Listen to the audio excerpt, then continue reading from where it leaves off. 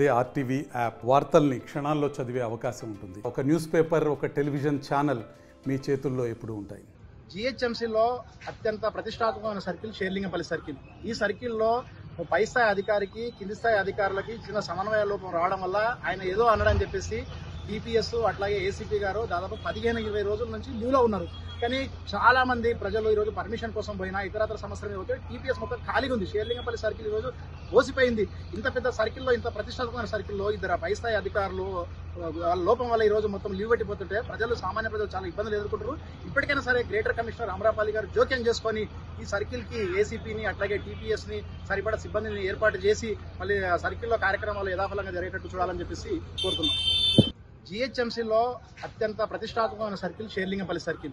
ఈ సర్కిల్లో పై స్థాయి అధికారికి కింది స్థాయి అధికారులకి చిన్న సమన్వయ లోపం రావడం వల్ల ఆయన ఏదో అన్నాడని చెప్పేసి టీపీఎస్ అట్లాగే ఏసీపీ గారు దాదాపు 15-20 రోజుల నుంచి లీవ్లో ఉన్నారు.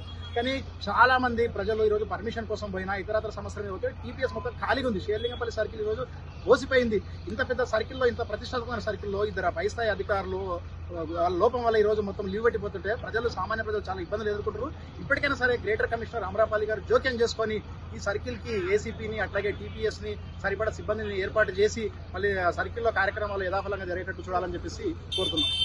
మరిన్ని వీడియోస్ కోసం ఛానల్ ని సబ్స్క్రైబ్ చేయండి. లేటెస్ట్ అప్డేట్స్ కోసం వాట్సాప్ ఛానల్ ని ఫాలో చేయండి. అండ్ లింక్ డిస్క్రిప్షన్ లో ఉంది.